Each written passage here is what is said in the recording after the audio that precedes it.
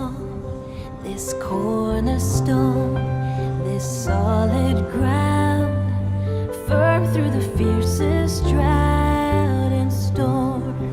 What heights of love, what depths of peace.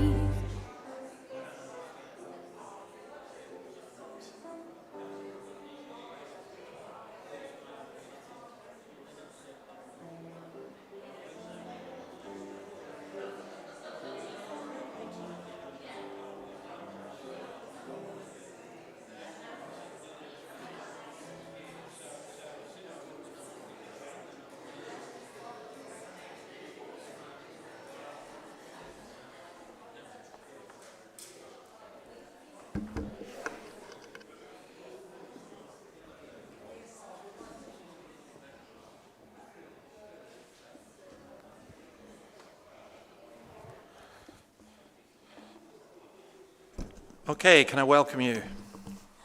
What? It's your birthday. Well, happy birthday to you. Yeah. And happy birthday to you. And enjoy Chicago, by the way.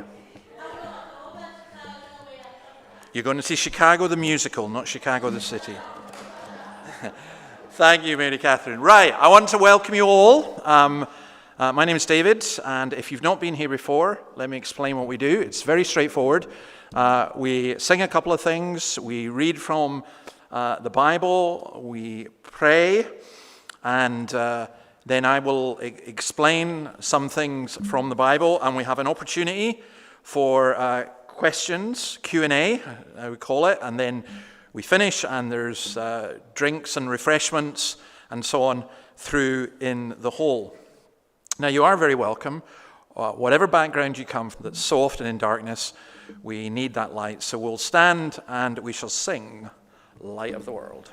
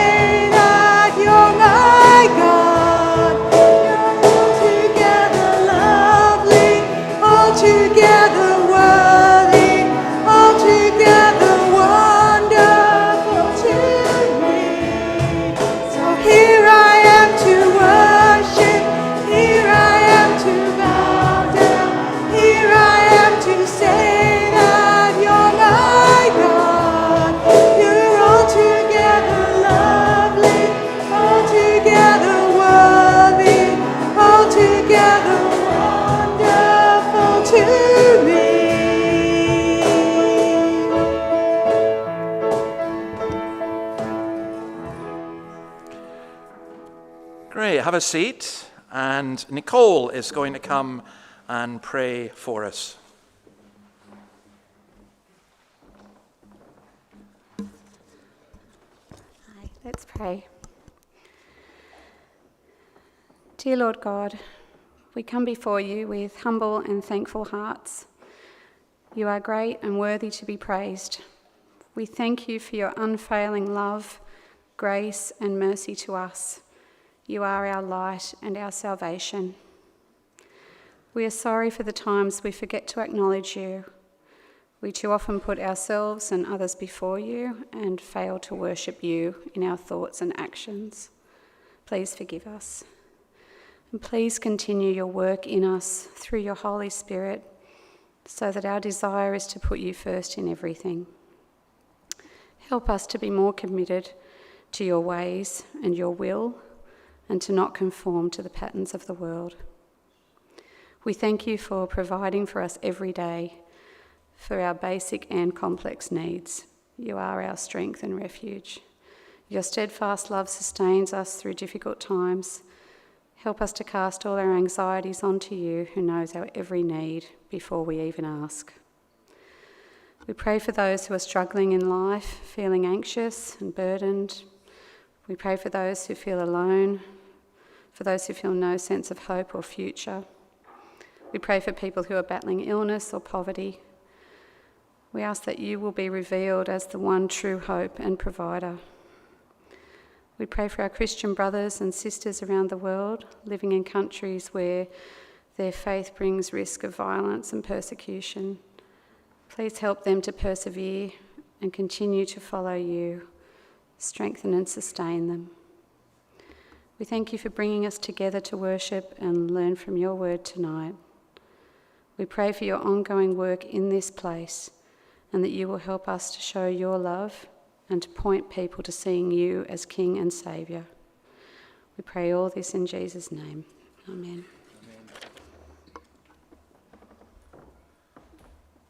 Okay, now we're going to have a couple of readings from the Bible, and the first one, it's a bit of a strange story if you don't know it, and Jacques is going to read that. I'm going to explain about it later, because it's also, as you'll see, tied in with the second reading we're going to have, which is John chapter 3, and Cherie's going to read verses 1 to 15. So, Jacques first. Let's read God's word. This is Numbers 21, verses 4 to 9. Numbers 21, verses 4 to 9.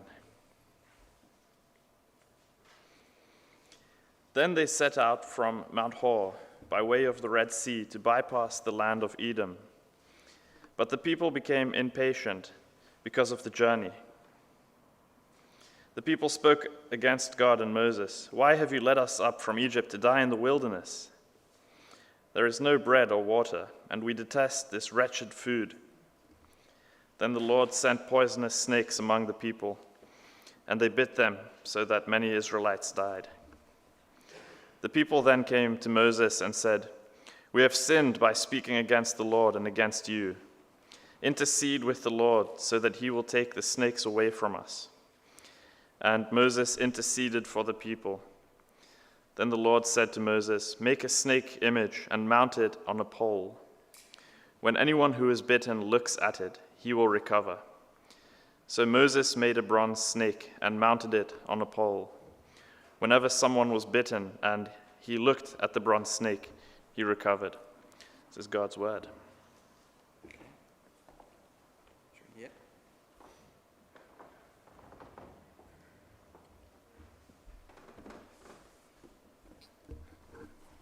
This is John 3:16. Now there was a Pharisee, a man named Nicodemus, who was a member of the Jewish ruling council. He came to Jesus at night and said, "Rabbi, we know that you are a teacher who has come from God, for no one could perform the signs you are doing if God were not with him." Jesus replied, "Very truly I tell you, no one can see the kingdom of God unless they are born again." "How can someone be born when they are old?" Nicodemus asked. "Surely they cannot enter a second time into their mother's womb to be born." Jesus answered, "Very truly I tell you, No one can enter the kingdom of God unless they are born of water and the Spirit. Flesh gives birth to flesh, but the Spirit gives birth to the Spirit. You should not be surprised at my saying, 'You must be born again.' The wind blows wherever it pleases. You hear its sound, but you cannot tell where it comes from or where it is going. So it is with everyone born of the Spirit." "How can this be?" Nicodemus asked. "You are Israel's teacher, said Jesus, and do not understand these things? Very truly I tell you, we speak of what we know, and we testify to what we have seen, but still you people do not accept our testimony. If I have spoken to you of earthly things and you do not believe, how then will you believe if I speak of heavenly things? No one has ever gone into heaven except the one who came from heaven, the Son of Man. Just as Moses lifted up the snake in the wilderness, so the Son of Man must be lifted up, that everyone who believes may have eternal life in him."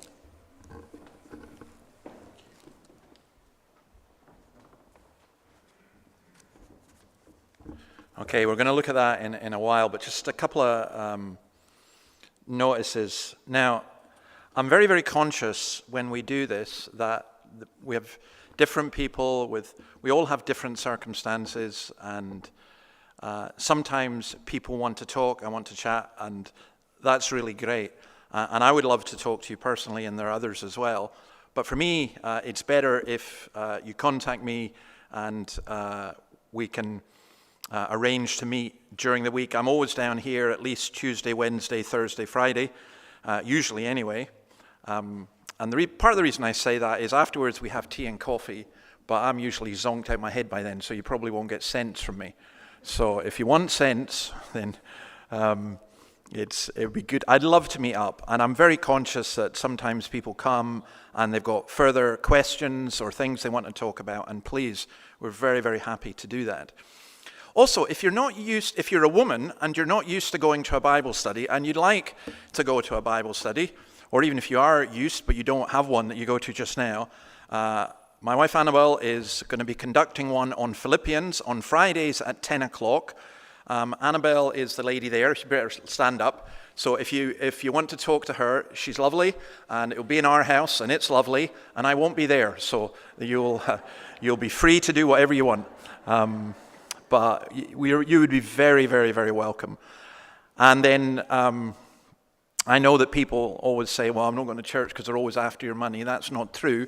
But there is a collection box there, and if you don't put something in it, you're not getting out. No, I mean, if you would like to contribute, you are very, very welcome. But please, we are not after your money. I'm particularly speaking to those who are the Lord's people. If you want to help, then please feel free to do that. So we are going to sing one more song before we look at the passage you read in John 3. Let's sing "My Soul Finds Rest in God Alone." And this is a version of Psalm 62.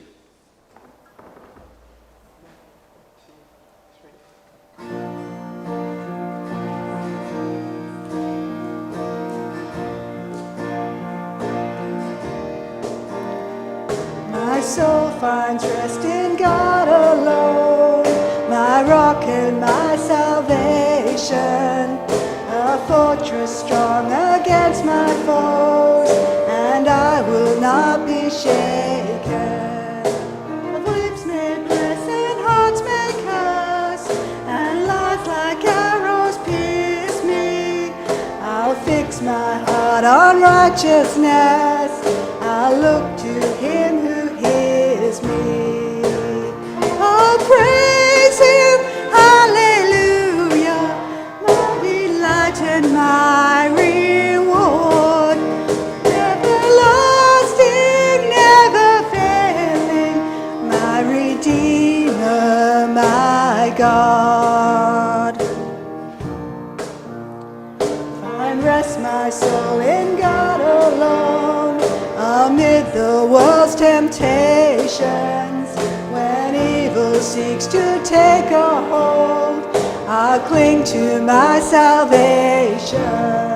No riches come and riches go, don't set your heart upon them. The field of hope in which I sow are harvested in heaven.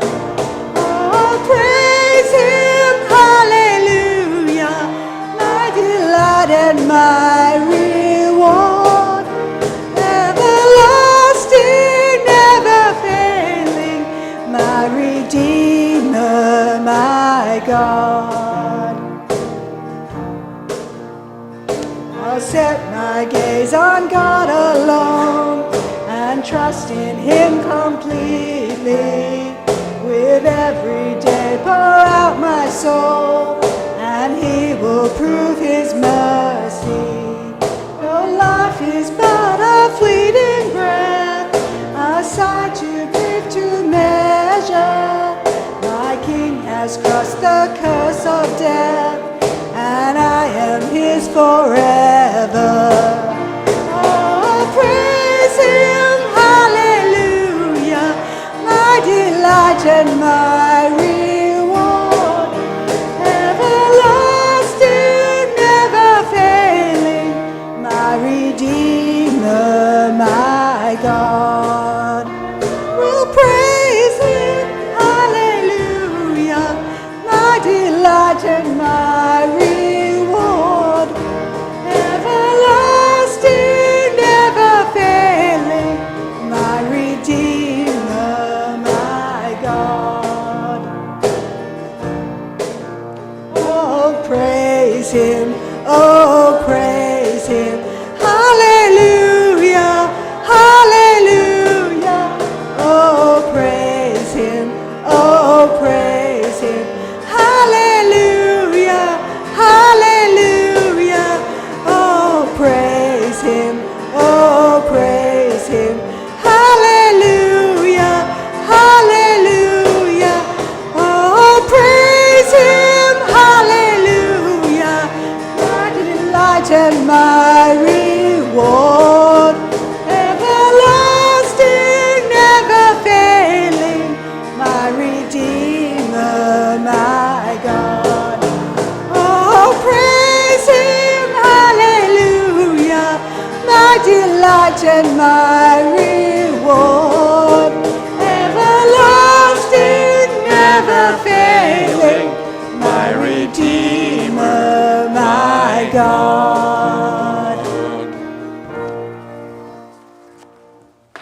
Thank you. And could I ask, please have a seat, and could I ask you two gentlemen to hand these out? If anyone would like, I have, a while ago I was asked to do some notes on what we say, because apparently my Scottish accent, I speak too quick and everything. So if you'd like a note, then please ask. Put your hand up. I think I don't have enough for everyone, so particularly if you'd like one, put your hand up. And it also maybe helps people remember, and if we run out, I'll print more for next week. I want us to turn to the Bible, and we look at the Bible because it's God's Word. This is not a lecture, this is God's Word, and God speaking to us. And I hope that He will speak to you. And what we've been doing in this Gospel of John, we've only got up to chapter 3, but we're talking about meeting Jesus, and we've found already, if we put up the first slide, Jesus is described as the Logos, as God, as the Creator who creates creative people, the life who gives life, the light who gives light, the adopter of children into the family of God. He's described as human flesh who lived amongst us. He's described as the glory of God, the fullness of God, the one who makes God known, the Messiah, the Lamb of God who takes away the sin of the world, the baptizer with the Holy Spirit, God's chosen one, the one written about in the Old Testament, the Son of God, the miracle worker, the giver of new birth. And we're only at chapter 3, so there's a lot more. And what is, for me, what we're looking at today, I don't know how to describe how important this is and how wonderful it is if you grasp it. If you grasp it, then it will be utterly life-changing. Because the story we've got in chapter 3 is there was a really well-known religious teacher called Nicodemus, who comes to Jesus at night, probably because he didn't want people to see him. And he asked Jesus, we looked at this a couple of weeks ago, about who he was really, and Jesus said to him, if you want to see the kingdom of God, you need to be born again. And Nicodemus says, well, how can you enter a second time into your mother's womb to be born? And Jesus explains about flesh giving birth to flesh and the spirit giving birth to spirit, and he talks about the wind and so on. And we come to verse 9, and verse 9, it's a question he asks. How can this be? Nicodemus asked. Now, I want to go back a little bit, and I want to ask a different question, and it's a very simple one. What's wrong with the world? Now, we need to ask that question first, because otherwise we won't get the importance and significance of what happens afterwards. So it's a bit like this is a bit like going to a doctor's surgery, and the doctor, before the doctor will give you medicine, or before the doctor will offer any kind of cure, needs to find out what's wrong with you. So that's very similar here. Now, almost nobody, I think you'd have to be pretty naive. If I asked you that question, almost nobody would say, there's absolutely nothing wrong. Everything's great. The whole world's great. My life's great. Newcastle's great. My family's great. Everything's great. Right? Now that's as unrealistic as someone who says everything's miserable. There's nothing good whatsoever. But there clearly is something wrong. And in our world, we tend to want to blame other people. So if politically you're right wing, you'd say it's the left wing. And if you're left wing, you say it's the right wing.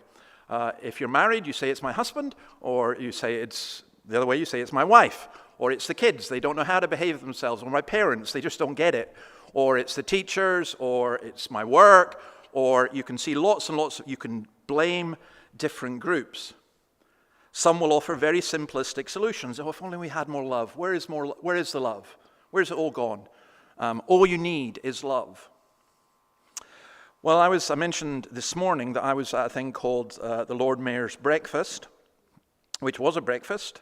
I don't know, there's 400 or 500 people, and what particularly struck me was the Minister for Families and Children, I think, who, for the whole of New South Wales, talking about 12,000 children needing adopted, and there had only been 65 adoptions. But I always want to go back. I want to ask, okay, why do 12,000 children need adopted? Some, it's tragic circumstances. Parents have died. But for the vast majority, it's not that. So why have we got this huge problem with so many children needing adopted? Or issues of violence in the world. Domestic violence is a huge problem in Australia. Why? What's behind all of that? Well, I'm going to use a word that has been removed from the Oxford English Dictionary, at least the junior version. I actually thought this could not be true, but it has. It's been removed. In the Oxford English Dictionary junior version for young people, which is some of you, they had this thing where they said blog, celebrity, and broadband are all included now. They're all new words that have been added. But sin has been removed. It's no longer in the Oxford English Dictionary for young people. And I just thought, wow, you are kidding me. You have got to be joking. But that's what has happened. A while ago, there was a psychologist called Carl Menninger. In 1973, he actually wrote a book, Whatever Became of Sin. Now, he wasn't a Christian. He wasn't relying from a religious perspective. But he said, by avoiding sin, we've actually made things worse for people psychologically, much worse. And he said, the root problem is a problem of guilt and a sense of shame, but we have nothing to pin it on, so we deny it or cover it up. And there lies an enormous difficulty. You come in here, you have this awareness of shame or guilt for something, and in the world you are told, it's okay. You've no need to feel guilty. You've no need to feel shame. Just be fine. Just be yourself. But what if you don't like yourself, and what if you feel guilty about being yourself? And there's no solution offered in that. Now, what the Bible talks about sin is much, much deeper than what our culture thinks. Some of you who are a bit older, you will remember times when people used the word sin, and they would talk about someone living in sin. And what they would mean is they were living together and sleeping together, but they weren't married. So sin was always associated with sex, but not in the Bible. It goes much deeper, and I want to summarize it, and you'll see why we're doing this, by simply saying that the biblical doctrine is that sin pervades everything. Everything.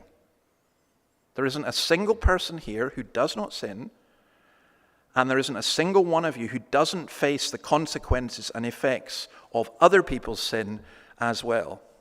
There isn't a single city in the world, a single community that doesn't have to deal with this. Now, we need to be careful how we understand this. This is not saying that we're as bad as we could be. Every single one of you could get worse. We're not as bad as we could be, but it is saying there's a poison in our life which affects everything. And this is where it gets really radical, because the Bible is not talking primarily about outward acts. So obviously, if I attack you or stab you, that's sinful and wrong. But Jesus went way further. He said, if you have hatred in your heart towards your brother, you're guilty of murder. And then all of a sudden, the whole world changes when you realize that sin is something that is internal to us primarily. It's our thoughts, it's our attitudes, it's our desires. So in the book of Jeremiah in the Old Testament, chapter 17 and verse 1, Jeremiah says this, "The sin of Judah is written with a pen of iron, with a point of a diamond. It is engraved on the tablet of their heart and on the horns of their altars." So a diamond is the hardest thing that you can have. And what he's saying is, this is not something, you used to get that kids game where you Etch-a-Sketch or something like that, where you wrote on it and then you just went like that and you wiped it away. Well, when it's engraved with the point of a diamond, you ain't wiping it away. That's not happening. And what is being said there is that sin is so deeply ingrained within every one of us that we can't remove it. It's a stain that you can't get out. And in the Old Testament, 3 words are used, which are also repeated in the New for sin. One is sin, the word itself, sin, which means missing the mark, not hitting the target. So you're aiming for something, you don't get it. You don't hit it. Those of you who've had exams, I'm told today everyone passes all exams now. I'm not sure that's true. But the system I grew up in, you got 49%, I'm sorry, you failed. You could appeal, but you got 49%, you failed. The person who got 4% failed, but you got 49, you failed. The point is there's a target, there's a mark that you're trying to get, and you don't get it. Another word for sin is transgression, crossing a boundary line. That's what that means. So there's a line drawn by God, and you step over it. And another one is iniquity, which is the kind of moral pollution of evil. That's like just really dirty. You're in a cesspit. Now, a lot of this, you think, it's very negative. Typical. Go to a Presbyterian church and they're talking about sin. It's very kind of miserable. And I want to say to you, it is not, because until you diagnose the problem, you can't get the solution. And it's terrible in churches when people stand up and give the answer to a problem that nobody sees. Until you see the problem, you're not going to be interested in the answer. And the fact is, there is an answer to this. So in Psalm 51, David, when he's praying about a terrible situation where he's been involved in adultery and murder, says, "Have mercy on me, O God, according to your steadfast love. According to your abundant mercy, blot out my transgressions. Wash me thoroughly from my iniquity and cleanse me from my sin." And those of you who are observant will immediately recognize he's used all 3 words. And he's saying that about himself. The guy who wrote the song that we just sang, Psalm 62, praise him, hallelujah. And he's saying, I'm a sinner. So this is where we come to our text, and it's a long introduction, and I don't apologize for that. because sin is so deeply ingrained in every one of us. It's our DNA, if you like, now. I mean, you have DNA. You cannot change your DNA. You can change your appearance. You can go and get surgery. You can do Botox. You can whatever you want. But you can't get rid of your sin. There's just no way. And Jesus has said to Nicodemus that you need a new life. You need to be born again. You need a new heart. And Nicodemus doesn't challenge the necessity of this. That's not his question. His question is not, no, I don't. What are you saying? What do you mean? His question is, how do I get it? How does this happen? So that's really what we're looking at. Nicodemus is not saying, look, hey, we're all basically good. It's just a few go wrong, or we just need a wee correction. You think in your life, if I just had a little correction. So let's say, for example, somebody came here and said, look, I have a real problem with alcohol addiction and everything. And you might think the solution is, let's get you off the alcohol. And that's part of it, surely. It still doesn't deal with the problem why people are drinking in the first place. There's a whole range of different things. You think,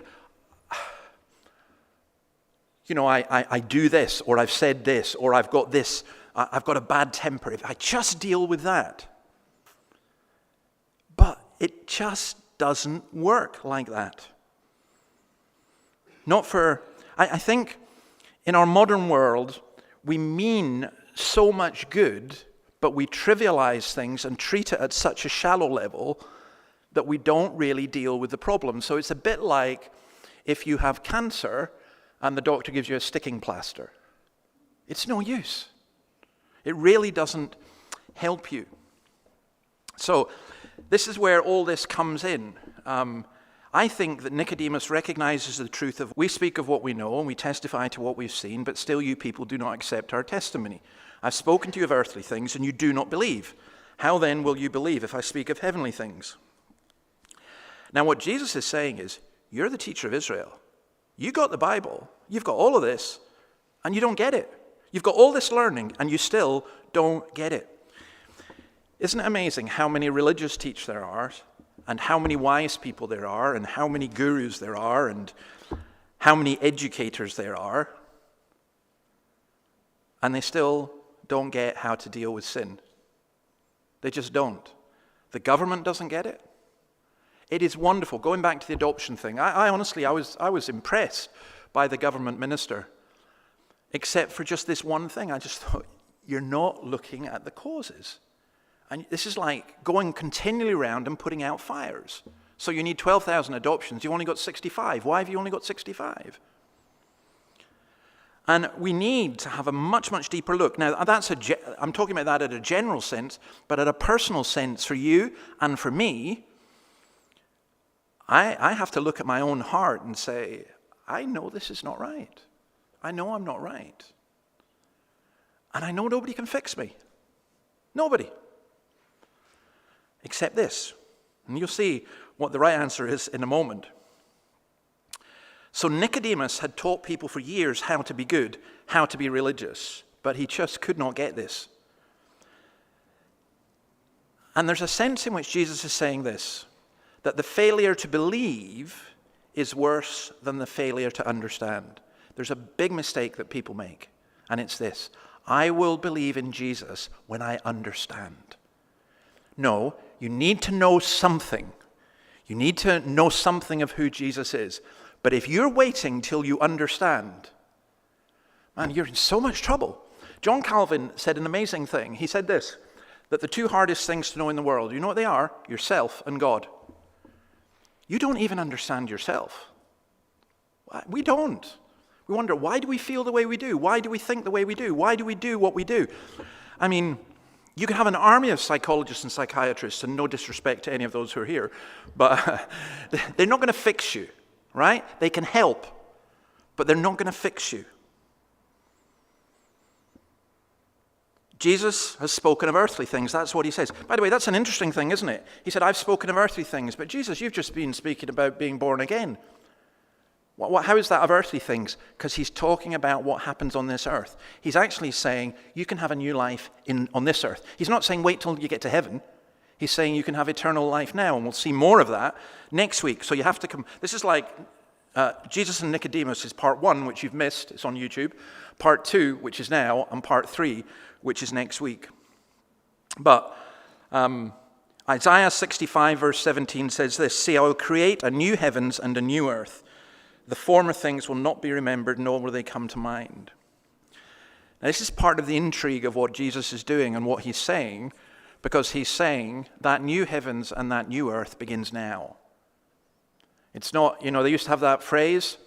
I like this a lot, actually. It's not pie in the sky when you die, but it's also steak on your plate while you wait. And I love that a lot, because that's an image of what it is, that you can have new life, an eternal life, now on this earth. And there is so much more to learn. So let's look at verses 13 to 15, the right answer. "No one has ever gone into heaven except the one who came from heaven, the Son of Man. Just as Moses lifted up the snake in the wilderness, so the Son of Man must be lifted up, that everyone who believes may have eternal life in him." So Jesus gives 2 parts to this answer. The first is this: you need somebody who's not from earth, who's not contaminated by sin, to come and help you. And he says that his authority comes from where he came from heaven. Now, in Judaism, there were lots of stories of those who ascended into heaven, just as there are lots of books today of people who say they've been to heaven. I find it extremely difficult to believe any of them. I'm not required to believe any of them. And who knows what God can do with somebody. But that's not where your salvation comes from. It's not where your knowledge of God comes from. Jesus is the only one who came from heaven. From heaven you came, helpless babe. It wasn't that Jesus was born as a man and then suddenly he became this superhuman being. It's that Jesus, that's why you said, if you go back to John chapter 1, verse 1, "In the beginning was the Word was with God, and the Word was God. He was with God in the beginning." That's saying Jesus came down to earth as God, and he became a human being.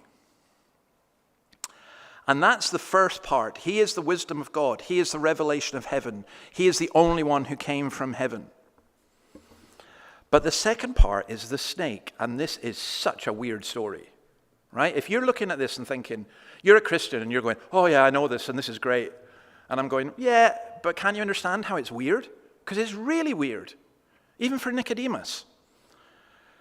So we know from Numbers 21 that venomous snakes were sent among them. They bit the people and many Israelites died. And that's because they complained about the food. I always thought if I was a Christian who ran a restaurant, I'd put that text up in my restaurant. You complain about the food, this is what will happen to you. But it does seem strange. They were complaining about the food. They were saying, and later on they were to complain about how in Egypt they had cucumbers and lots of other things. We don't bread and water, and you're giving us this rubbish. And why was that such a serious thing? Was it just a complaint about food? No, it wasn't. It was complete ingratitude to God, not recognizing what God has done. And so these venomous snakes were sent among them. They bit the people, and many Israelites died. And Moses prayed for the people. "We've sinned against when we spoke against the Lord and against you." They recognized it. "Pray that the Lord will take the snakes away from us." So Moses prayed for the people. And it's astonishing. The Lord said to Moses, "Okay, make a snake and put it up on a pole." Now, they were told not to make any graven images. But make a snake, put it up on a pole. Anyone who is bitten can look at it and live. So Moses made a bronze snake, put it up on a pole. Then when anyone was bitten by a snake and looked at the bronze snake, they lived. I think I've got a picture. Yeah, that's Anthony van Dyck. Van Dyck, great Dutch artist. Look it up online, because that's not the full picture. Moses and the Brazen Serpent, painted in 1620. I think it's a wonderful painting. I think it's a beautiful painting. But we know from the word that's used for snake in that this is not your normal snake bite. Right? I know nothing about snakes. I'm from Scotland. We don't have any, we have very few snakes. But there's lots of different snakes around here, isn't there? Or my son thinks that Australia is filled with snakes. But there are some snakes that are more dangerous than others. right? I actually, on the Fernley track, I rode over one on my bike. I apologized to it, but I wasn't stopping to check because I don't know which ones are dangerous and which ones are not. But the word that's used here for snakes here is a fiery serpent who, when it bits you, it inflames you with fever and you die. Now, you don't want to be bitten by that snake. And what this is a picture of is a picture of a dying, sinful world with a solution that is offered. Because in the Bible, this is the genius of this story. Snakes are symbolic of sin because of what happened in the Garden of Eden.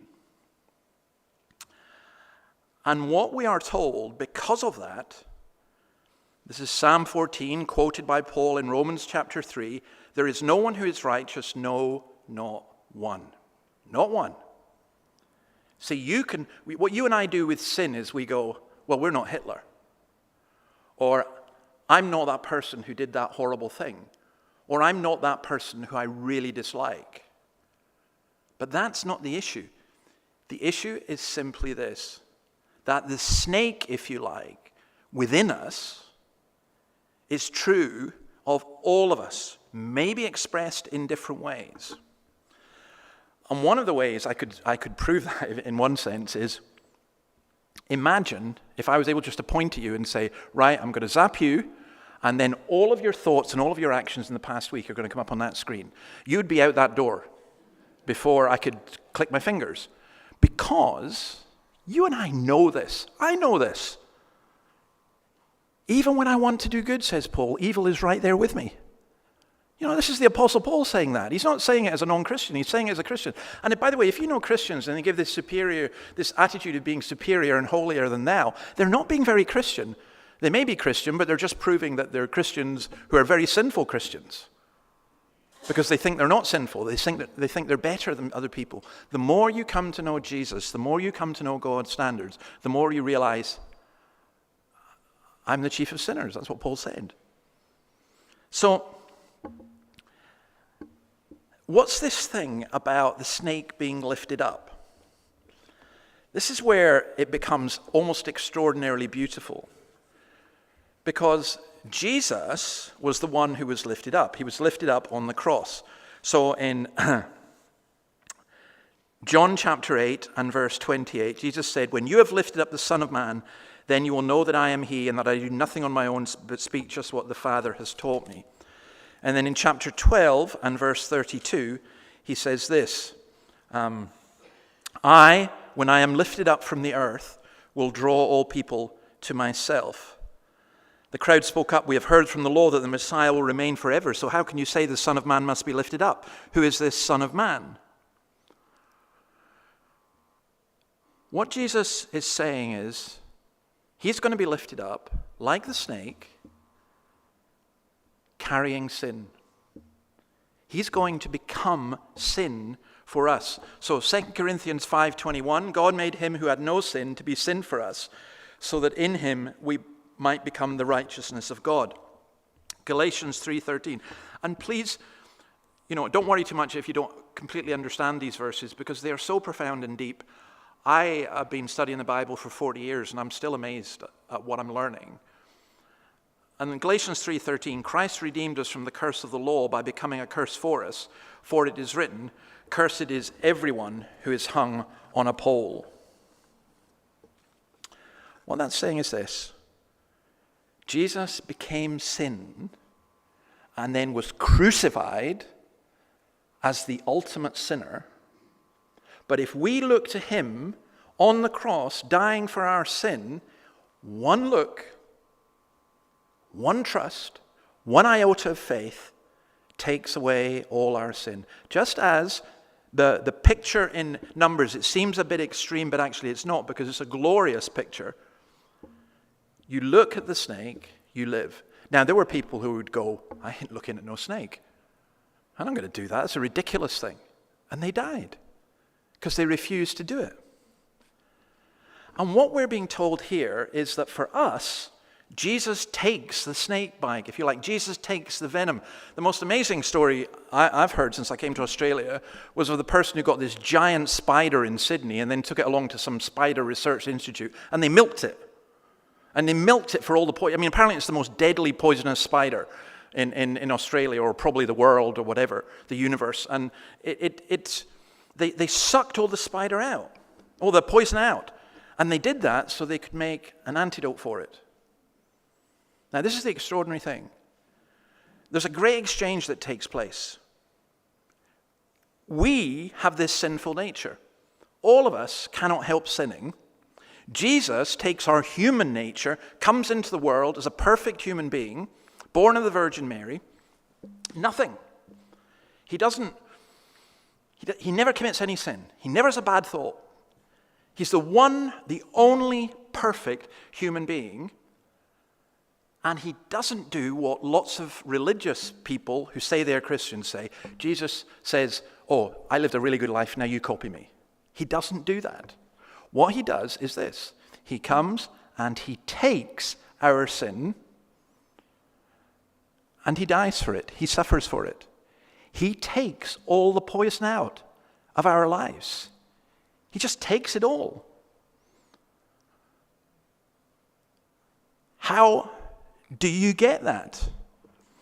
You see, what religion does, and it's why I'm sometimes reluctant to say I'm religious, what religion does, religion says, if you do this, this, this, and this, you will live.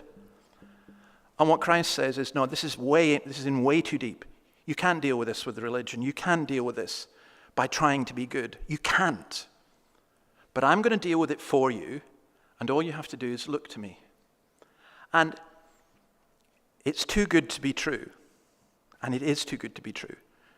But it is true, which is why so many people just don't believe it. This comes by faith, and we'll see more of that next week, and I do want to finish up just now so you can get some questions in, but it's not perfect faith. I've lost count of how many people I've met who said, I want to believe, I want to experience it, but I don't have enough faith. And I'm going, no, stop it. There isn't here's a level of faith, and then there's another level of faith, and then there's a medium level of faith, and then you've got the level of faith that suddenly you're converted. No. Jesus said, faith as little as a mustard seed. It's just that point where you go, do you know this? I can't do it. I can't save myself. Only Christ. Only Christ. I'm going to look to Jesus. One drop is enough. And that's eternal life.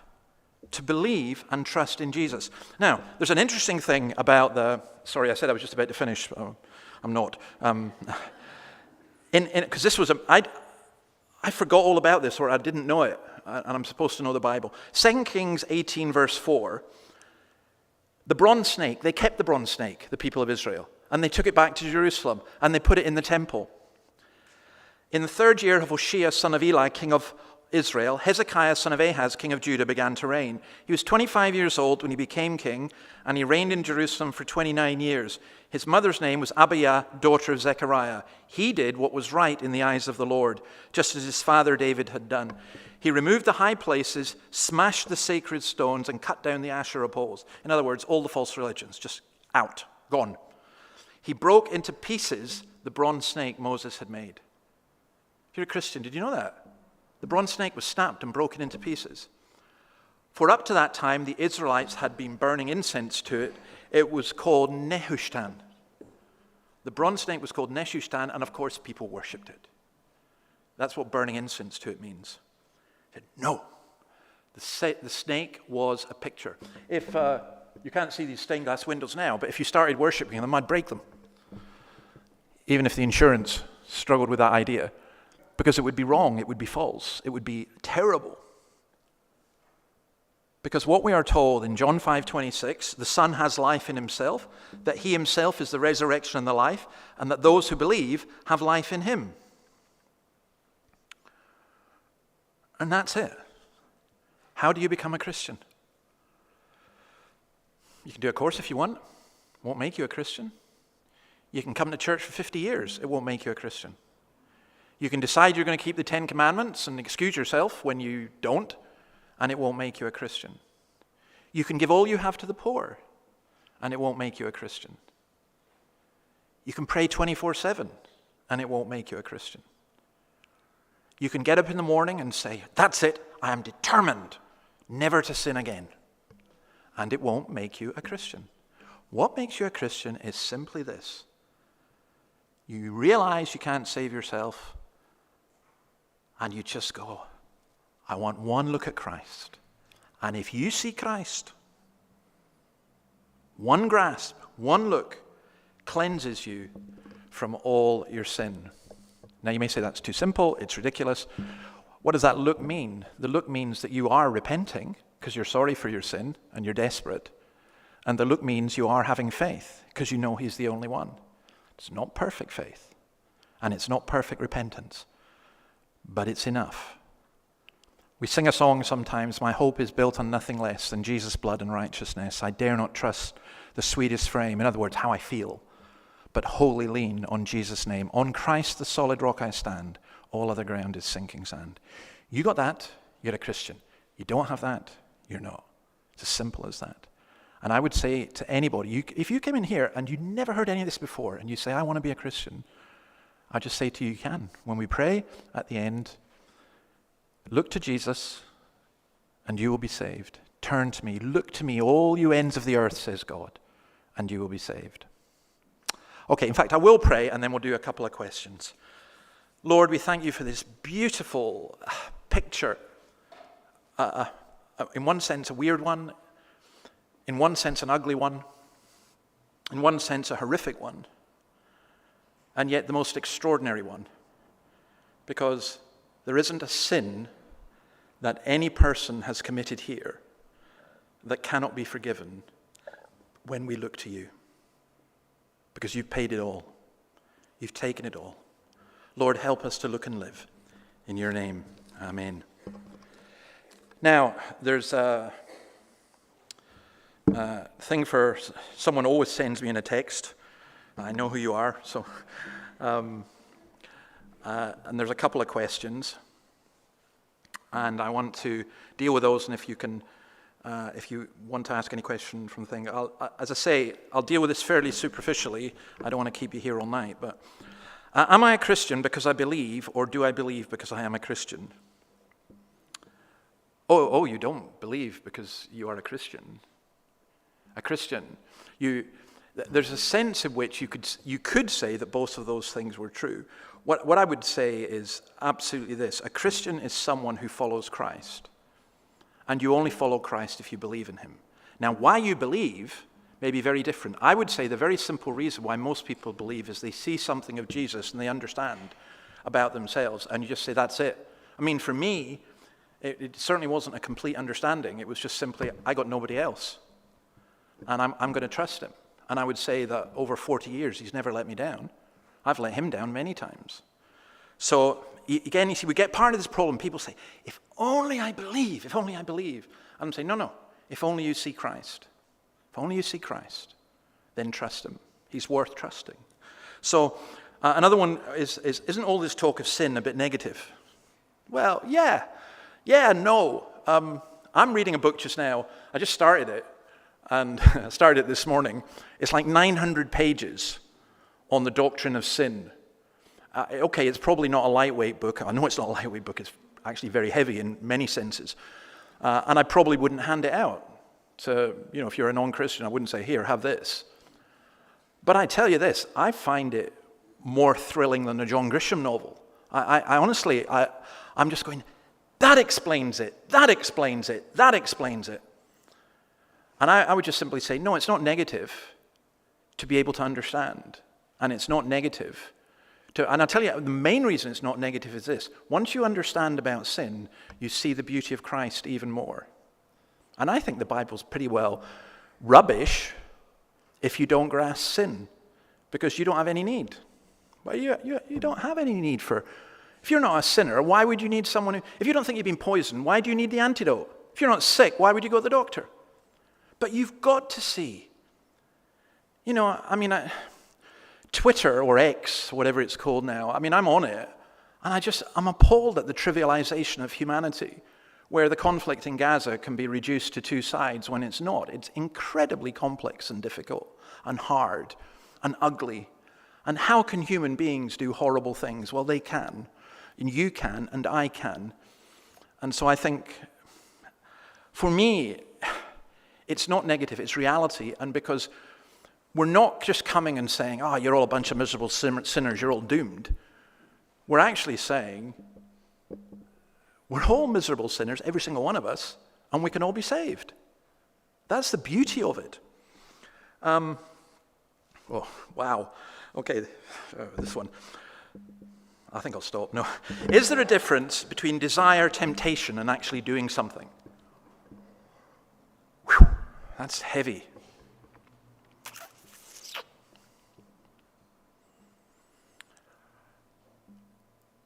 I think at the most radical level, no.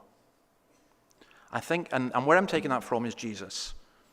So temptation, yes, at one thing, we can be tempted, and the temptation doesn't mean that you're sinful. Jesus was tempted, and he was never sinful, okay? So that's that one out of the way. But the desire and actually doing something. And I think Jesus' teaching is the most radical. He says, if you look at a woman with lust, you've committed adultery. Oh, but I didn't actually do it. Yeah, but you have. There may be reasons you didn't do it, but they're not reasons of the heart. And so, yeah. And hate. You hate someone. You've committed murder. Oh, I would never commit murder. Yeah, you have. It's in your heart. And that's why if I went through the 10 Commandments, I think I would say to you, I cannot think of a commandment I haven't broken.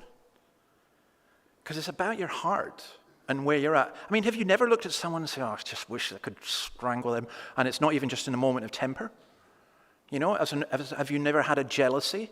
Have you never had a despairing sense, even in terms of yourself, that you want to do harm to yourself? Have you never been tempted as you're married? Have you never been tempted to be with somebody else? And you say, no, I just watch porn. Well, what do you think that is? You know, it's all the same. So ultimately, no, and ultimately that would make me despair, because when you tell me not to do something, all right, I'm not going to go out and murder somebody. But you're asking me never to hate anybody?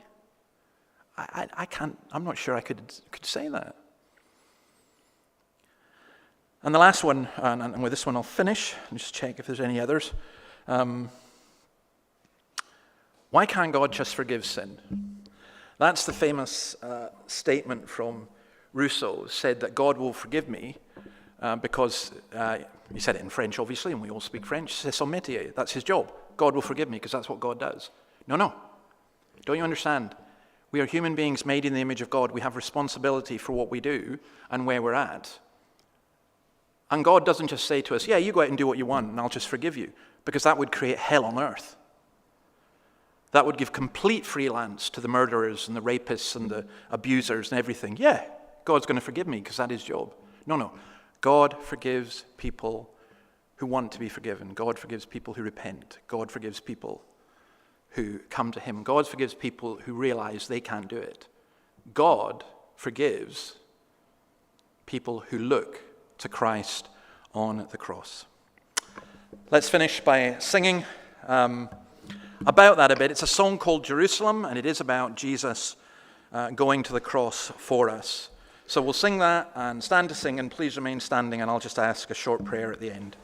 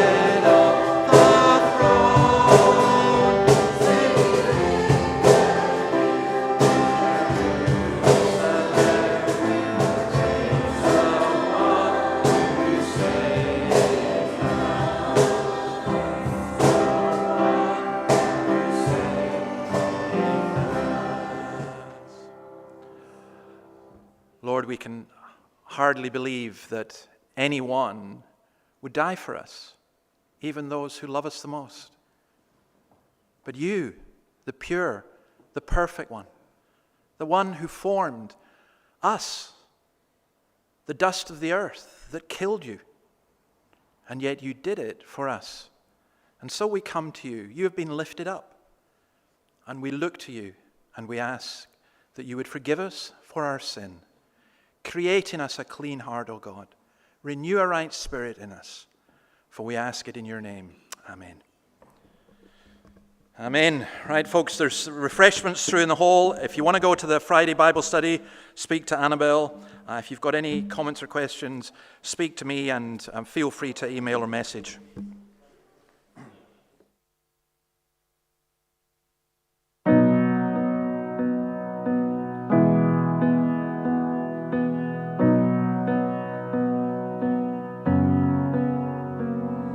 See